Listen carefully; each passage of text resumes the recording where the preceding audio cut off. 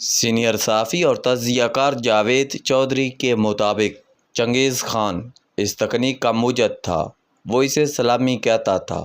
وہ دشمن کی طاقت چیک کرنے کے لیے جنگ کے شروع میں چھوٹا لشکر بھجواتا تھا، جبکہ دشمن مقابلے میں اپنا مکمل لشکر لے کر آ جاتا تھا۔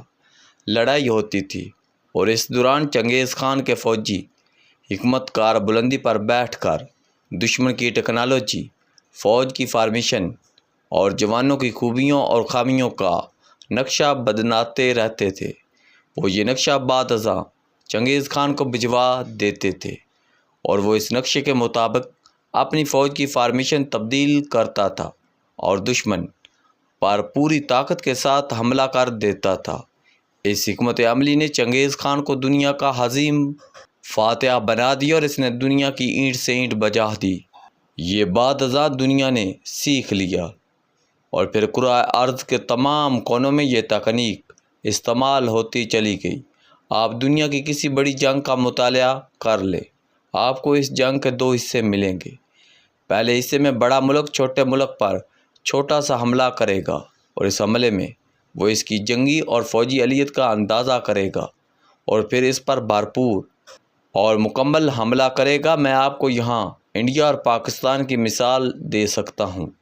بھارت نے 2019 میں پاکستان پر سرجیکل سٹرائیک کی۔ 26 فروری کی رات بھارت کے 12 طیارے پاکستانی حدود میں داخل ہوئے اور بالاکوٹ کے جنگل میں میزائل داغ کر واپس چلے گئے۔ یہ بھارت کی طرف سے سلامی تھی۔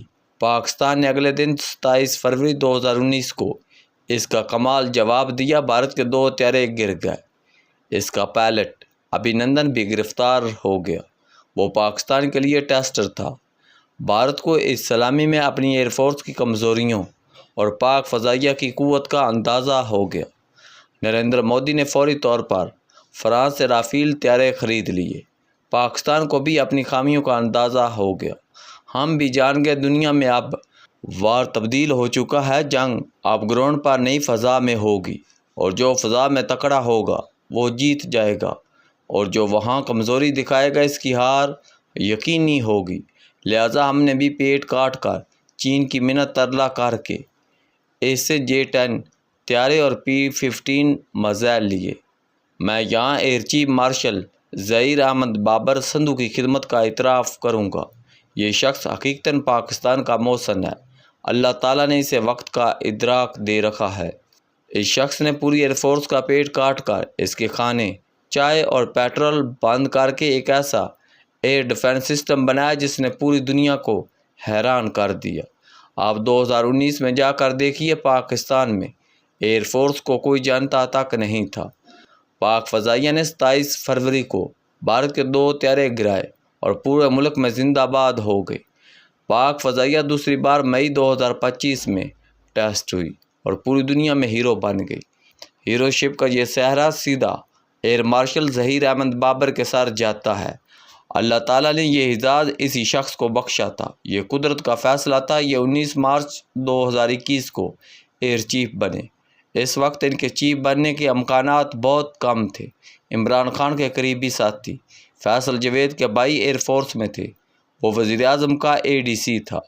فیصل جوید اور ان کا بھائی ایئر وائس مارشل محمد حسیب پراچا کو ایئر چیف بنوانا چاہتے تھے۔ حسیب پراچا کا تعلق پشاور سے تھا اور یہ فیصل جوید کو پرانا جانتے تھے۔ ان لوگوں نے عمران خان کو قائل کر لیا تھا، لیکن آرمی چیف قمر جاوید باجوہ ظہیر احمد بابر کی صلاحیتوں سے واقف تھے۔ یہ ان کی فائل خود لے کر وزیر اعظم کے پاس گئے اور انہیں بڑی مشکل سے قائل کیا۔ یوں یہ ایئر چیف بنے۔ اس زمانے میں اس تقرری پر PTI کے لوگوں نے بہت تنقید کی تھی، لیکن اللہ کو پاکستان کی عزت عزیز تھی۔ یہ شخص آیا اور اس نے ایئر فورس کے جسم میں نیا خون دوڑا دیا۔ ایئر مارشل ظہیر احمد بابر کی زندگی میں دوسرا واقعہ مارچ 2024 میں 1 سال کی ایکسٹینشن تھی۔ اس پر بھی بہت شور ہوا تھا، لیکن بعد ازاں یہ بھی قدرت کا فیصلہ ثابت ہوئی۔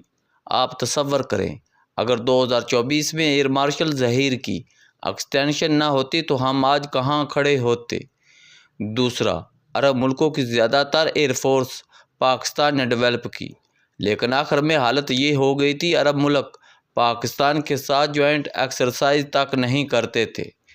یہ ہمیں پرانے لوگ کہتے تھے، لیکن آج پوری دنیا پاک فضائیہ کے ساتھ ہاتھ ملانے کے لیے لائن میں کھڑی ہے۔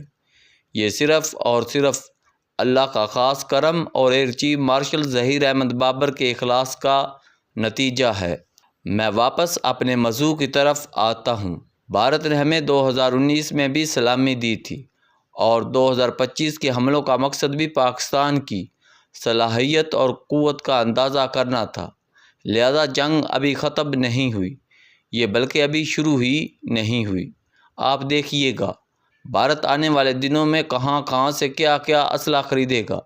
آپ یہ بھی دیکھیے گا امریکہ اسے کس طرح نوازتا ہے۔ آپ اب اس نظریے سے دنیا کے پچھلے 5 سالوں کا تجزیہ کیجیے۔ 3 جنوری 2020 کو ایران کے پاس دوران انقلاب کے سربراہ جنرل قاسم سلیمانی کو شہید کر دیا گیا۔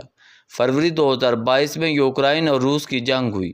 اکتوبر 2023 میں اسرائیل نے غزہ پر حملہ کر دیا۔ 2024 میں لبنان اور شام میں حزب اللہ کے ٹھکانوں پر حملہ کیا گیا۔ 31 جولائی 2024 کو حماس کے لیڈر اسماعیل ہانیہ کو تہران میں شہید کر دیا گیا اور 2024 میں شام میں بشار الاسد کی حکومت ختم کر کے یہ ملک اسرائیل کے حوالے کر دیا گیا۔ کیوں؟ یہ سب سلامیاں تھیں اور ان کا مقصد دشمن کی طاقت کا اندازہ کرنا تھا۔ آپ اب اس ریفرنس کے ساتھ مئی میں پاک بھارت اور جون میں اسرائیل ایران جنگ کو دیکھیے۔ یہ دونوں بھی صرف ٹیسٹنگ گراؤنڈز تھے اور ان کا مقصد صرف چین، ایران اور پاکستان کی جنگی صلاحیتوں کا اندازہ کرنا تھا۔ اس کے پیچھے صدر ڈونلڈ ٹرمپ کا دماغ تھا۔ امریکہ کی اعلیٰ شیری پر بھارت نے پاکستان پر حملہ کیا، جس کے نتیجے میں امریکہ کو چینی طیاروں اور میزائلوں کی رینج کا علم بھی ہو گیا اور پاکستان کی جنگی صلاحیت کا بھی، اور ہمارے پاس موجود سسٹمز بھی اوپن ہو گئے۔ اسرائیل پر ایران کا حملہ بھی خالصتاً ڈونلڈ ٹرمپ کا منصوبہ تھا۔ آپ ڈونلڈ ٹرمپ اور ان کے انتظامیہ کے ٹویٹس اور بیانات پڑھنا شروع کر دیں اور پڑھتے پڑھتے 2 ماہ پیچھے چلے جائیں۔ آپ کو جنگ کا مقصد اور منصوبہ ساز دونوں کا علم ہو جائے گا۔ اس جنگ کا مقصد ایران کی صلاحیت کا اندازہ کرنا تھا، لہذا اسرائیل اور امریکہ کو 12 دنوں میں معلوم ہو گیا ایران کے پاس میزائل کے سوا کچھ نہیں۔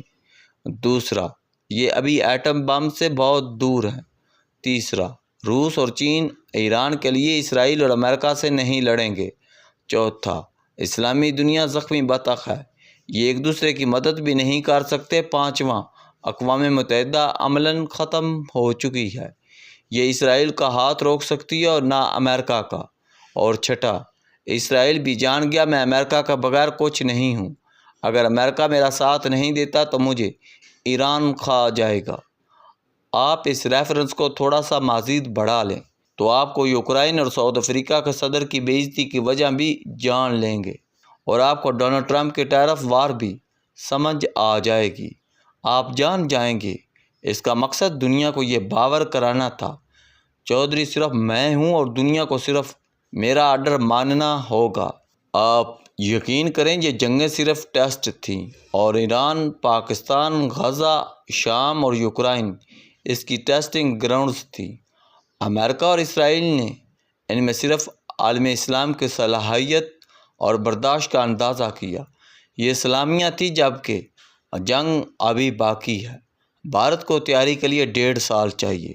یہ 2027 میں پاکستان پر بڑا اور مکمل حملہ کرے گا اور اس وقت اسے اسرائیل اور امریکہ کی مدد بھی حاصل ہوگی۔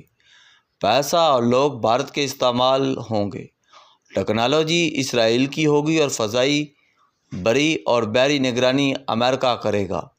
ایران کی باری بھی ہمارے ساتھ ہی آئے گی۔ تاہم یہ فیصلہ بھی باقی ہے، ایران پہلے قربان ہوگا یا پاکستان؟ چین اور روس کی اقتصادی نسبت بندی بھی چند ماہ میں اضافہ ہو جائے گا۔ ڈونلڈ ٹرمپ اپنی مدت صدارت میں چین میں موجود ساری انڈسٹری واپس امریکہ لے آئے گا تاکہ امریکہ ہر قسم کی پیداواری اور صنعتی مجبوریوں سے آزاد ہو جائے۔ آپ کو آنے والے دنوں میں عرب ملکوں میں بھی انسانی حقوق اور جمہوری تحریکیں چلتی نظر آئیں گی۔ ان کا مقصد عرب ملکوں میں جمہوریت کی پرورش نہیں ہوگا۔